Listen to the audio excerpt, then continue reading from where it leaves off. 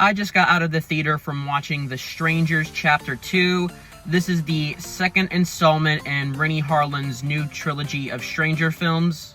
Chapter 1 was a really sucky start to the new trilogy because all it was a bland and unneeded remake of the original film.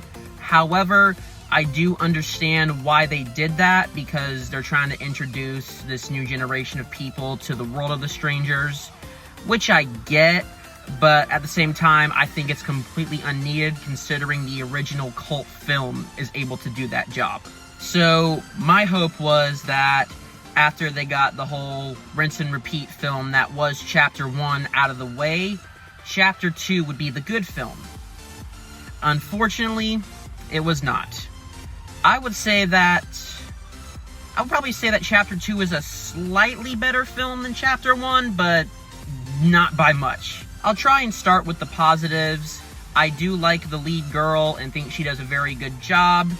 And I do like that in this movie they're sort of adding some minor psychological elements to everything, and to be honest, that's really all I have to say that's good. What this entire trilogy has advertised is that it is going to dive into the origins of the Strangers. Chapter 1 lied. It didn't do that at all. This new film, Chapter 2, however, does, which is good. That's what I want to see. But it explains absolutely nothing. This is kind of spoilery, so if you don't want to get spoiled, then I would just cover your ears for about 10 seconds. All this film told me is that the entire reason the Strangers started killing was because of an elementary school crush. Well, that sucks.